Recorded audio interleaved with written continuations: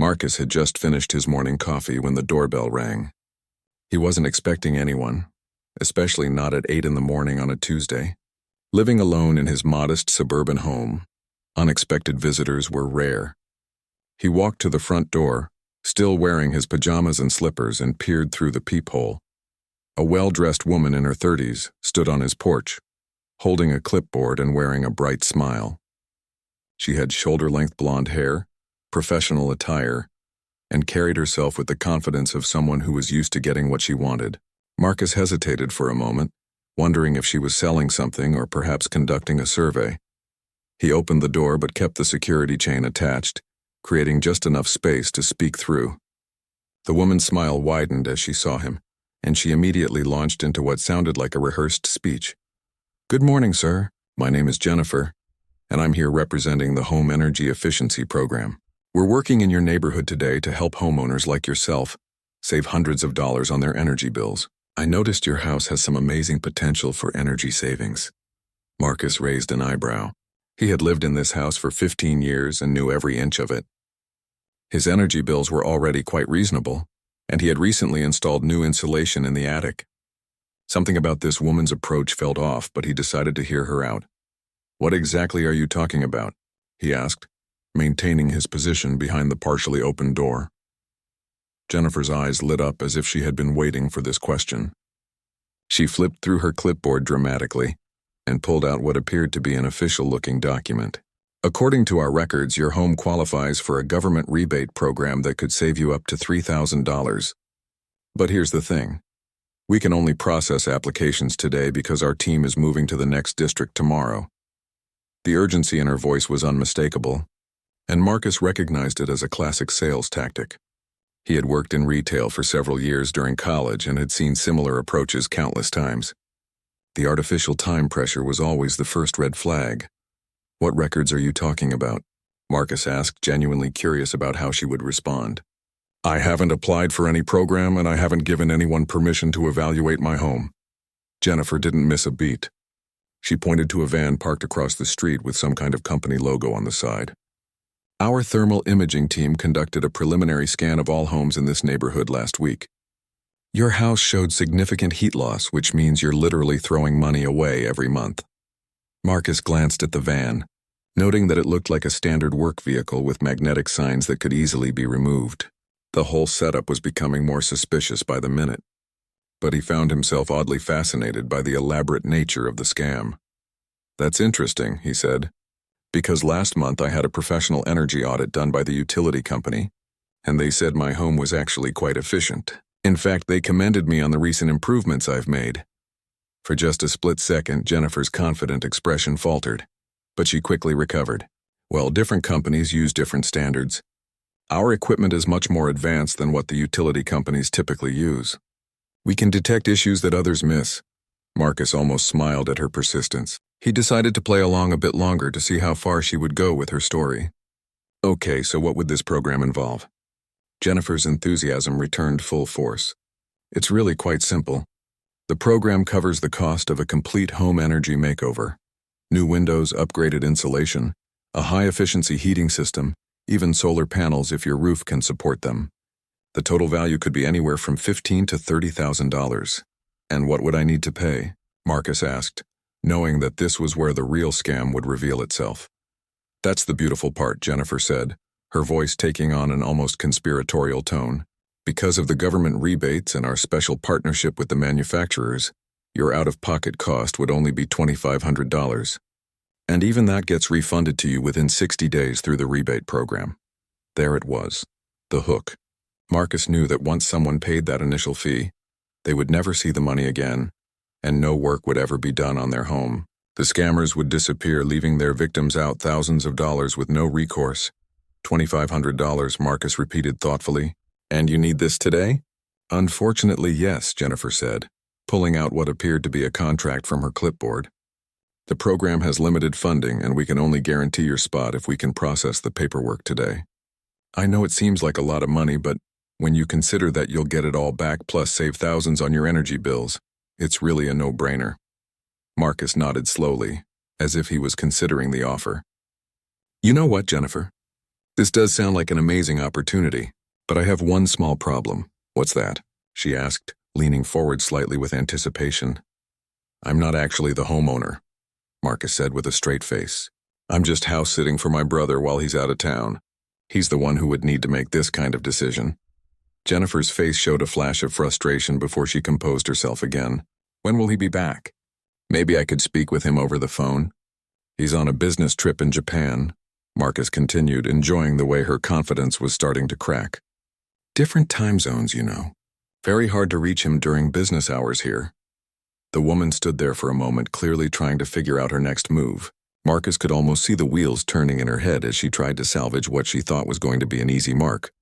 Well, she finally said, maybe you could call him now.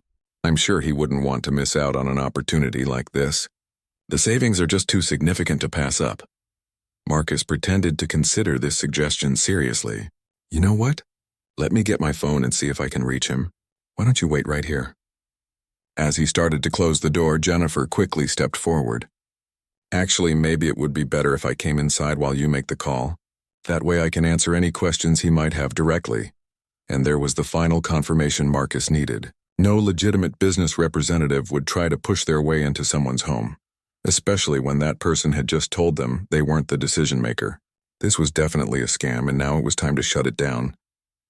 Marcus looked at Jennifer standing on his doorstep, her eagerness to enter his home now completely obvious. Her professional facade was beginning to slip, and he could see the desperation creeping into her eyes. This was the moment he had been waiting for. The moment when he would turn the tables on someone who thought they could scam him in his own home. Actually, Jennifer, Marcus said, his tone becoming noticeably cooler, I think there's been a misunderstanding here. You see, I am the homeowner, and I've been listening to your pitch very carefully. The color drained from Jennifer's face as she realized her Mark wasn't as naive as she had assumed. She took a small step backward, but Marcus continued speaking before she could respond. I've been living in this house for 15 years, and I know exactly what improvements have been made and when. I also know that no one has conducted any thermal imaging surveys in this neighborhood, because I'm friends with most of my neighbors, and something like that would definitely have been mentioned. Jennifer's clipboard suddenly seemed to weigh more in her hands, and she clutched it tighter against her chest like a shield. I think there might be some confusion here. Our records clearly show. Your records are fake, Marcus interrupted, his voice firm but not hostile. Just like your thermal imaging story, just like your government rebate program, and just like the urgency you're trying to create by claiming you're only here today. The woman's carefully constructed story was crumbling around her, and Marcus could see her mind racing to find a way out of the situation. But he wasn't done yet. He had been the target of several scam attempts over the years. Phone calls about his car warranty, emails about lottery winnings, and even a few door-to-door scammers. And he was tired of people thinking they could take advantage of others. Here's what's really interesting. Jennifer, Marcus continued, emphasizing her name to let her know he didn't believe that was her real name either. I work in cybersecurity, and part of my job involves understanding how scams operate. So when someone shows up at my door with a textbook scam script, I tend to notice. Jennifer's professional composure finally cracked completely. Her shoulders sagged slightly, and the bright smile disappeared from her face. Look, I think there's been a misunderstanding. Maybe I should just go. Oh, but we're just getting to the interesting part, Marcus said, pulling out his smartphone. You see, I've been recording this entire conversation. It's perfectly legal to record someone who comes to your door uninvited, especially when they're attempting to commit fraud. This wasn't entirely true. Marcus hadn't actually been recording, but the effect was immediate. Jennifer's eyes widened and she looked around nervously as if expecting police cars to come speeding down the street. I want you to know exactly what you just attempted here, Marcus continued, his voice taking on an educational tone. This is called the advance fee scam, also known as a prepayment fraud. You create a fictional benefit, in this case energy efficiency improvements and government rebates, then require an upfront payment to access that benefit. Of course, once you have the money, you disappear, and the victim never receives what was promised. Jennifer was now looking increasingly uncomfortable, shifting her weight from foot to foot and glancing toward the van across the street. Marcus noticed her distress but felt no sympathy. These scammers targeted vulnerable people, elderly homeowners on fixed incomes, single parents struggling to make ends meet. Anyone who might be desperate enough to fall for the promise of saving money. The really clever part of your particular variation, Marcus went on, is the fake thermal imaging survey. That gives you a reason to target specific homes and makes your story seem more credible. I'm guessing you drive around neighborhoods looking for houses that might need work. Maybe older homes. Or places where you can see window air conditioning units that suggest the heating system might be outdated.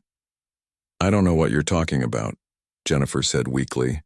But her heart clearly wasn't in the denial anymore. Marcus smiled, but it wasn't a friendly expression. Of course you do. You probably have a whole system worked out. The van with the magnetic signs that can be changed or removed quickly. The official-looking clipboard and fake documents. The practice script that creates urgency and promises huge savings for a small upfront investment. He paused for a moment, watching as Jennifer realized that her carefully planned scam had not only failed, but had been completely dissected by someone who understood exactly what she was doing. Here's what's going to happen next, Marcus said, his tone becoming more serious. You're going to walk back to that van, and you're going to leave this neighborhood immediately. You're not going to try this scam on any of my neighbors, because I'm going to be calling them all to warn them about you. Jennifer nodded quickly, clearly eager to escape the situation, but Marcus held up a hand to indicate he wasn't finished. But before you go, I want you to understand something important. The people you're trying to scam aren't just faceless victims. They're real people with real financial struggles. That $2,500 you're trying to steal might be someone's entire savings account. It might be money they need for medical bills or groceries or keeping their utilities turned on. For the first time since the conversation began, Jennifer looked genuinely ashamed. She stared down at her feet, unable to meet Marcus's eyes. I also want you to know that I'm going to be reporting this incident to the police, the Better Business Bureau, and the State Attorney General's office. I'll be providing them with your description, the license plate number of that van, and everything you told me about your fake company and fake program. Jennifer's head snapped up, her eyes wide with alarm. You can't do that. I didn't actually take any money from you. Attempted fraud is still a crime, Marcus replied calmly. And I'm willing to bet this isn't your first attempt. How many people did you visit before you came to my house? How many people might you try to scam after you leave here? The woman stood there for a long moment, seeming to wrestle with something internally. Finally, she spoke in a voice that was barely above a whisper. Look, I know what we're doing is wrong, but it's not my idea. I just need the money. My kid needs surgery and insurance won't cover it all. I got desperate and answered an ad that promised easy money for sales work. I didn't know it was going to be like this. Marcus studied her face, trying to determine if this was just another layer of manipulation or if she was finally being honest. The desperation in her voice seemed genuine, but he had just witnessed her lie convincingly for 10 minutes straight. Marcus looked at Jennifer more carefully, trying to read whether her emotional appeal was genuine or just another manipulation tactic. In his experience with cybersecurity, he had learned that scammers often had sob stories ready to deploy when their primary scheme failed. But something in her voice and body language suggested this might be different. Tell me about this job advertisement, Marcus said, his tone softening slightly but remaining cautious. What exactly did it promise, and how did you get involved? Jennifer glanced nervously toward the van again, then back at Marcus. There was an ad on Craigslist for sales representatives. It said we could make $500 to $1,000 a day selling home improvement services. They said it was all legitimate government programs and that we'd be helping people save money. And you believe that? Marcus asked, genuinely curious about how people got drawn into these schemes. My daughter Emma is 8 years old, Jennifer said, her voice cracking slightly. She needs a surgery that costs $30,000. Insurance will cover most of it, but we still need $8,000 for our portion. I've been working 2 jobs, but it's not enough. When I saw that ad promising that kind of money, I guess I wanted to believe it was real. Marcus felt a slight tug of sympathy, but reminded himself that many scammers were skilled at creating emotional connections with their targets. So how does this operation actually work? Who's running it? Jennifer hesitated, looking around nervously. There's a guy named Rick who runs the whole thing. He has about 10 people working for him. Mostly women, because he says people trust us more. We get assigned different neighborhoods each day, and we're supposed to get at least one person to pay the $2,500. And what happens to that money? Marcus pressed. Rick keeps most of it. We get a commission of $250 for each successful sale. He told us that the work would actually get done, just not right away because of permit delays and supply chain issues. Marcus shook his head. Jennifer, I hope you realize that no work was ever going to get done. This is a pure scam. Rick is stealing that money, and none of those people will ever see their homes improved or their money returned. The woman's shoulders slumped even further. I started to suspect that when I noticed we kept moving to different areas and never went back to check on previous customers. But I needed the money so badly that I convinced myself it might be legitimate. How many people have you successfully scammed? Marcus asked directly. Jennifer winced at the word scammed, but answered honestly. 3. An elderly man who wanted to help his wife save on heating costs, a single mother who thought the energy savings would help her budget, and a young couple who just bought their first house. So you've stolen $7,500 from people who trusted you, Marcus said, his sympathy evaporating quickly. That elderly man's money might have been his medication budget. That single mother might now struggle to pay rent. Do you understand the real harm you've caused? Tears began forming in Jennifer's eyes, but Marcus wasn't sure if they were from genuine remorse or just fear of getting caught. I know it's wrong. I felt terrible about it every day. But when your child needs surgery and you can't afford it, you start thinking about doing things you never thought you'd do. Marcus understood desperate situations, but he also knew that there were legal ways to handle financial emergencies. Have you looked into charity programs for your daughter's surgery? Many hospitals have financial assistance programs. There are also legitimate fundraising platforms where people can ask for help. I tried some of those things, Jennifer replied. We got approved for some assistance, but it's still not enough. The surgery needs to happen soon and I'm running out of options. Marcus studied her face, trying to determine his next move. On one hand, she was actively participating in a scheme that hurt innocent people. On the other hand, she seemed genuinely desperate and might be more of a victim herself than a criminal mastermind. Here's what I think is happening, Marcus said after a moment. Rick probably targets people in desperate financial situations because he knows they'll be more willing to bend their moral boundaries. He's exploiting your situation just as much as you're exploiting his victims. Jennifer nodded slowly. I never thought about it that way, but you're probably right. He always seems to know exactly what to say to keep us motivated, especially when we start having doubts. How many other people are working for him right now? Marcus asked. Like I said, about 10. Most of them are women with kids or financial problems. There's Sarah, whose husband lost his job. Maria, who's behind on her mortgage. Lisa, whose mom needs expensive medical care. Marcus was beginning to see the bigger picture. Rick had built a network of desperate people to do his dirty work, keeping himself removed from the actual face-to-face scamming while collecting most of the profits. It was a particularly callous form of exploitation. Jennifer, I want you to understand something important, Marcus said. Rick is not your friend and he doesn't care about your daughter's surgery. He's using your desperation to make himself rich while putting you at legal risk. When this operation eventually gets shut down, and it will, you're the one who will face criminal charges, not him. What do you mean? Jennifer asked, though Marcus could tell she was beginning to understand. You're the one knocking on doors. You're the one taking money from victims. You're the one whose face they'll remember when they realize they've been scammed. Rick probably has plausible deniability built into his operation. He can claim he was just hiring sales representatives and had no idea they were committing fraud. The realization hit Jennifer like a physical blow. Her face went pale, and she had to lean against the doorframe for support. Oh my God, he set us up. We're going to take all the blame while he walks away with the money. That's exactly what's going to happen, Marcus confirmed. And when the police start investigating, which they will, your victims will identify you. The elderly man you scammed, the single mother, the young couple. They'll all be able to pick you out of a lineup. Jennifer was now crying openly, the full weight of her situation finally becoming clear. What am I going to do? I can't go to prison. My daughter needs me, especially with the surgery coming up. Marcus felt genuinely sorry for her now, but he also knew that sympathy alone wouldn't solve the problem. The first thing you need to do is stop participating in this scam immediately. Don't go to any more houses. Don't take any more money from people. But if I don't show up with money, Rick will fire me, and I'll lose the commissions I was counting on, Jennifer protested. Jennifer, those commissions are stolen money, Marcus said firmly. You can't build your daughter's future on other people's suffering. There has to be another way. The woman stood there crying, her carefully constructed world crashing down around her.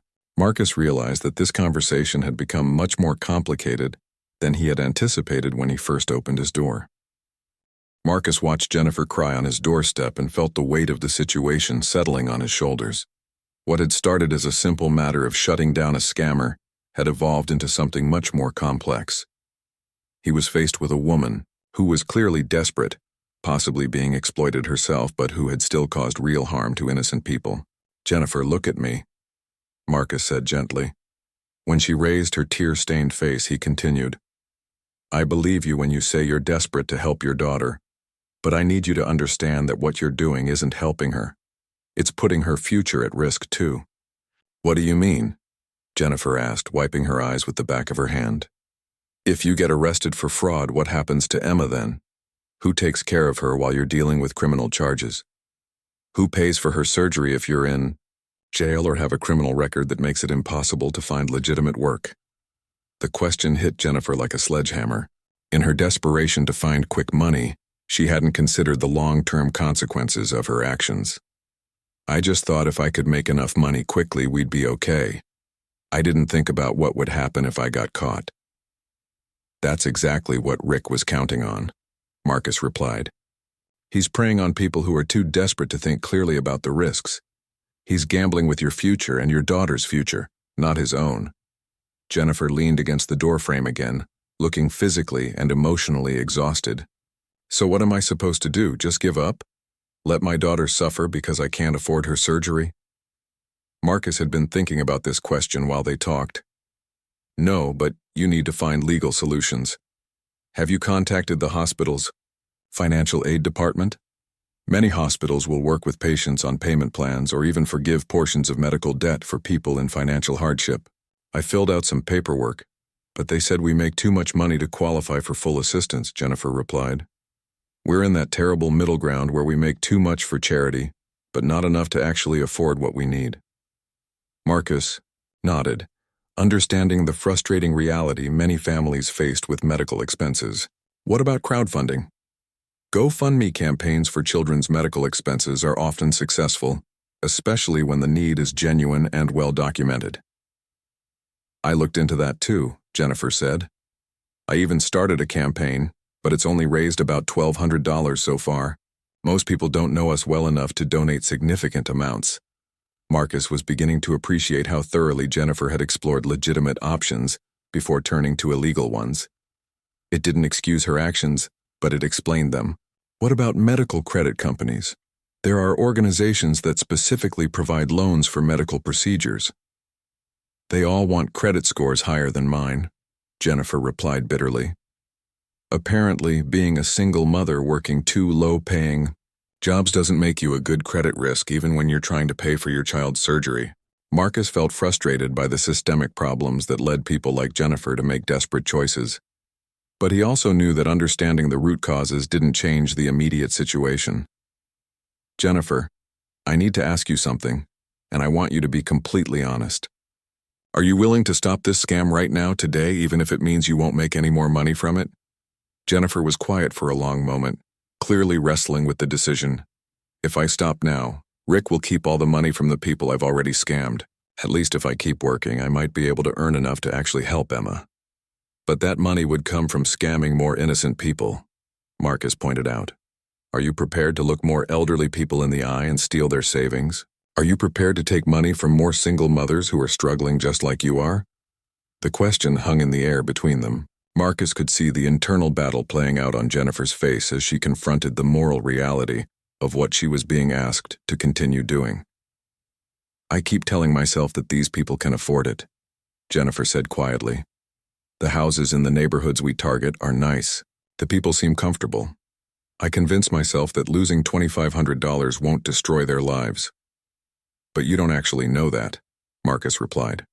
"That elderly man you scammed, for all you know, that money was his entire emergency fund.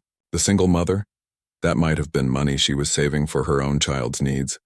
Just because someone lives in a nice house doesn't mean they're wealthy. Many people are one financial emergency away from disaster." Jennifer's shoulders shook as she cried harder. I know it's wrong." I've known it was wrong from the beginning. But when your child needs help and you can't provide it, you start justifying things you never thought you'd do. Marcus felt a surge of anger, not at Jennifer, but at the circumstances that had led to this moment. He was angry at a healthcare system that could bankrupt families for trying to save their children. He was angry at predators like Rick who exploited desperate people. He was angry at a society that created situations where good people felt forced to do bad things. But anger wouldn't solve the immediate problem. Jennifer, I'm going to make you an offer, but I need you to make a decision first. Are you willing to walk away from this scam right now, knowing that it means giving up any chance of making money from it? Jennifer looked up at him with confusion and hope. What kind of offer? First, you need to decide. Are you willing to stop scamming people even if it means you don't know how you'll pay for Emma's surgery? The question forced Jennifer to confront the fundamental choice she was facing. She could continue down a path that might lead to more money in the short term, but would inevitably lead to legal consequences and would require her to keep hurting innocent people. Or she could choose to do the right thing even though it meant facing an uncertain future. If I say yes, what happens to the people I've already scammed? Jennifer asked. How do I live with knowing I've hurt them? That's something you'll have to work on, Marcus replied honestly. But continuing to hurt more people won't undo the harm you've already caused. It will only make it worse. Jennifer stood there for several minutes, tears streaming down her face as she wrestled with the decision. Marcus waited patiently, knowing that this was a moment that would define not just her future, but potentially her daughter's as well. Finally, Jennifer spoke in a voice that was barely above a whisper. Yes, I'll stop. I can't keep doing this to people. I can't keep hurting families who might be struggling just like I am. Marcus felt a sense of relief, but he also knew that this was just the beginning of Jennifer's real challenges. Okay, here's what I'm prepared to do, but I need you to understand that this comes with conditions. Marcus looked at Jennifer, who was waiting anxiously to hear what he had in mind. He had made a decision that surprised even himself, but something about her genuine remorse and obvious desperation had touched him in a way he hadn't expected. I'm going to help you find legitimate ways to raise money for Emma's surgery, Marcus said. But in exchange, you're going to help me stop Rick's operation and hopefully get some money back to the people who have been scammed. Jennifer's eyes widened with a mixture of hope and fear. You want me to turn against Rick? He'll be furious. And the other women working for him will hate me for costing them their income. Jennifer, those other women are going to lose their income anyway when this operation gets shut down, Marcus explained. The only question is whether they get arrested along with Rick or whether they get a chance to walk away before that happens. Marcus had been thinking about this while they talked, and he realized that Jennifer might be the key to not only stopping the scam, but also helping the other women who had been drawn into it. How much contact do you have with the other workers? We all meet at Rick's office every morning to get our assignments and materials for the day, Jennifer replied. And sometimes we text each other if we're having problems or need advice. Do you think any of them are having doubts about what they're doing? Marcus asked. Jennifer nodded immediately. Sarah has been really upset lately. She told me yesterday that she feels sick every time she has to lie to someone. And Maria mentioned that her priest has been talking about honesty and integrity, and she's been feeling guilty. Marcus could see a plan forming. Here's what I think we should do. First, we need to document everything about Rick's operation. I want names, addresses, how the money flows, how he recruits people, everything. Then we need to contact the authorities and the victims. But won't I get in trouble for participating? Jennifer asked nervously. Probably, Marcus admitted. But your cooperation will count for a lot. Prosecutors often offer lighter sentences or even immunity to people who help bring down larger operations. You're a small fish in this scheme. Rick is the one they really want. Jennifer seemed to be weighing her options. What about the money for Emma's surgery? Even if I avoid jail time, I still won't have the money I need. This was the part of Marcus's plan that he was still developing. I have some ideas about that, but first I need to know more about your daughter's situation. What exactly does she need surgery for, and how urgent is it? She has a heart defect that she was born with, Jennifer explained. It's not immediately life-threatening, but it will cause serious problems as she gets older if it's not corrected. The doctors want to do the surgery within the next 6 months while she's still young enough for the best possible outcome. Marcus nodded, understanding the time pressure Jennifer was feeling. Have you gotten second opinions? Sometimes different hospitals have different costs, or different surgeons might be willing to work with you on payment arrangements. We've seen 3 different doctors, and they all recommend the same procedure, Jennifer replied. The costs are pretty similar at all the hospitals we've checked. Marcus pulled out his phone and started making notes. Okay, here's what we're going to do. I'm going to help you create a comprehensive fundraising campaign.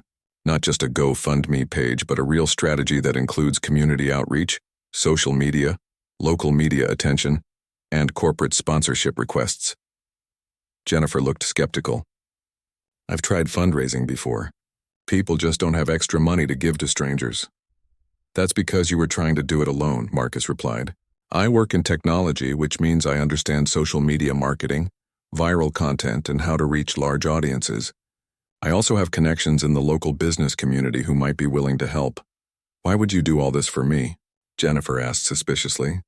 You don't even know me, and an hour ago you were ready to call the police on me. Marcus had been asking himself the same question. Honestly, I'm not entirely sure. Maybe it's because I believe people deserve second chances when they're genuinely remorseful.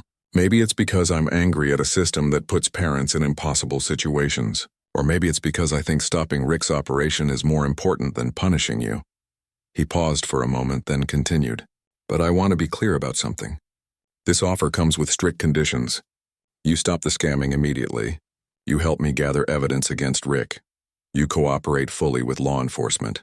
And if we manage to raise money for Emma's surgery, you use any extra funds to help compensate the people you've already scammed. Jennifer's eyes filled with tears again. But this time they seemed to be tears of relief rather than despair. You would really do that? Help someone who tried to scam you? I'm going to help Emma, Marcus corrected. An 8-year-old girl who needs surgery isn't responsible for her mother's poor choices. And I'm going to help stop a scammer who's hurting innocent people. What I'm not going to do is ignore an opportunity to turn a bad situation into something positive. Jennifer was quiet for a moment, processing everything Marcus had said. What would you need from me to get started? Marcus consulted his phone again. First, I need you to go back to Rick and act like everything is normal. Don't let him know that you're having second thoughts or that you've talked to someone who saw through the scam. Can you do that? I think so, Jennifer replied uncertainly. But what if he asked me to go to more houses today? You're going to tell him you felt sick and came home early, Marcus said. Food poisoning or something. That gives us time to plan without making him suspicious. Marcus was already thinking about the technical aspects of what they would need to do. I want you to start documenting everything. Take pictures of the materials he gives you. Record the addresses of houses you're supposed to visit. Make notes about what he tells you to say to potential victims. How am I supposed to do all that without him noticing? Jennifer asked. Smartphone cameras are amazing these days, Marcus replied. You can take pictures that look like you're just checking messages. And you can make voice recordings that sound like phone calls. The key is to act natural while gathering evidence. Jennifer nodded, seeming to gain confidence as Marcus outlined the plan. What about the other women? Should I try to convince them to stop too? Not yet, Marcus said firmly. We don't know how they'll react, and we can't risk one of them warning Rick. Once we have solid evidence and a plan in place, then we can reach out to them. Marcus looked at his watch and realized they had been talking for over an hour. You should probably get back to that van before whoever's driving it starts to wonder what happened to you. Jennifer glanced toward the street, where the van was still parked. That's my partner for today, Lisa. She's probably wondering why I'm taking so long at one house. What are you going to tell her? Marcus asked. That the homeowner was interested but needed to talk to his wife first, Jennifer replied. That's a common response that doesn't require any follow-up today. Marcus was impressed by how quickly Jennifer was adapting to the deception, though he reminded himself that she had been practicing deception for weeks as part of the scam. Good. Now I need your real contact information, and I want you to call me tonight after Rick's office closes. We'll set up a time to meet tomorrow to go over everything in detail. Jennifer gave him her phone number and address, information Marcus intended to verify before trusting her completely. What if I change my mind? What if I decide this is all too risky? Marcus looked at her seriously. Then Emma doesn't get her surgery. You eventually get arrested anyway when Rick's operation falls apart, and more innocent people get scammed in the meantime. This is your chance to do the right thing and still get the help you need, but the choice has to be yours. 3 weeks later, Marcus sat in his living room watching the local news with a sense of satisfaction he hadn't expected to feel.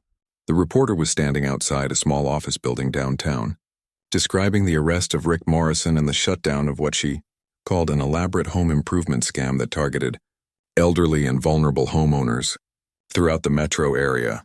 His phone buzzed with a text from Jennifer. Watching the news. Thank you for everything. Emma's surgery is scheduled for next month. Marcus smiled, remembering the whirlwind of activity that had led to this moment. Jennifer had proven to be as good as her word, providing detailed documentation of Rick's operation and wearing a wire during several meetings to record his instructions to the team. The evidence she gathered had been crucial in building the case against him. The fundraising campaign for Emma's surgery had exceeded everyone's expectations. Marcus had helped Jennifer create a compelling story that focused on her daughter's medical needs while being honest about the mistakes Jennifer had made. The local news had picked up the story, framing it as a tale of redemption and a mother's desperate love for her child. The campaign had raised over $40,000, more than enough to cover Emma's surgery and related expenses. As promised, Jennifer had used the extra money to compensate the victims of the scam. The elderly man who had been scammed got his $2,500 back, along with an additional $500 and a heartfelt apology letter from Jennifer. The single mother and young couple received similar restitution. Marcus's phone rang, interrupting his thoughts. It was Detective Sarah Chen, the officer who had been assigned to the case. Marcus, I wanted to give you an update on the prosecution, Detective Chen said. Rick Morrison has been charged with multiple counts of fraud, conspiracy, and operating an illegal enterprise.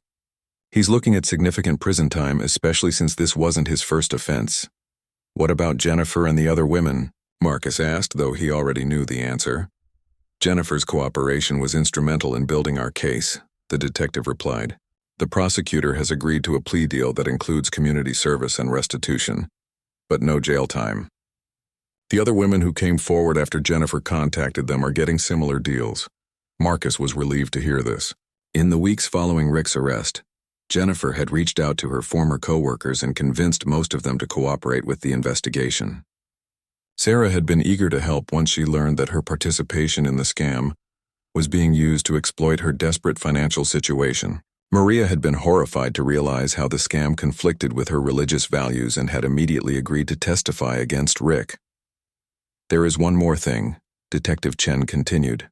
We've identified at least 15 other victims in surrounding counties. It looks like Rick's operation was much larger than we initially thought. Your decision to get involved probably prevented dozens of additional people from being scammed. After ending the call, Marcus reflected on how much had changed since that morning when Jennifer first appeared at his door.